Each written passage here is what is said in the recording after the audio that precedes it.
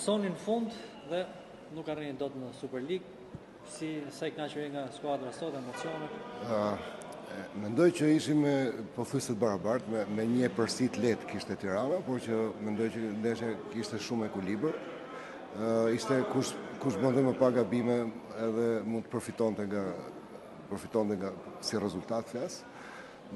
Ishte një gol, po them gol aksident që psuam, ishin ca minuta që unë nuk po kisha frikë më që edhe mendoja për 120 minuta, të them drejtën. Në futboll duhet i bësh llogari deri në fund, pra derisa të bie bili. Megjithatë, jam shumë i kënaqur me ekipin, kemi bërë një sezon shumë të mirë, i falenderoj gjithë çunat. Vazhdimësia besoj do jetë më e mirë se sa e këtij viti, dhe mendoj që pse jo mund të jetë edhe vitin tjetër në superiore. Pjesën e dytë domthonë që u torqet shumë brapa, ishte meritë e kundërshtarit apo ndoshta fizike? Nganjëherë të detyron dhe kundërshtari, po gjëja që po flisja tani me çunat, se nuk ishte edhe momenti, por që neve s'rrim dot rahat. Si trajner, ishte kjo pjesë që ju sapo e prekët.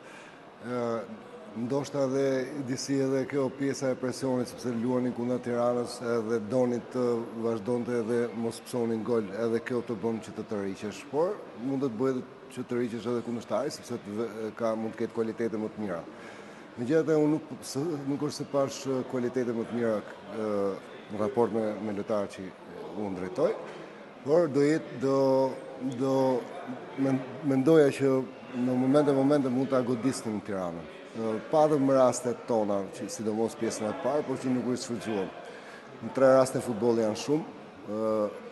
Neve, domethënë, ndoshta unë mund t'ja vë edhe eksperiencës ose nxitimit ose diçka kësaj natyre. Gjithsesi, Tiranën e keni bërë të vuajë deri sekondat e fundit, ndërsa Pogradectarët e keni bërë të ndjejnë krenar dhe Pogradecin tani.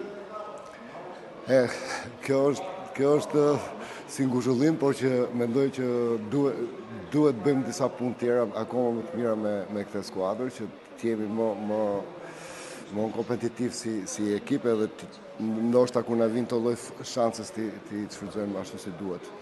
Neve s'ngopemi kurrë me lojë ose me rezultat, por që ky është futbolli dhe duhet ta pranojmë kështu siç është. Faleminderit.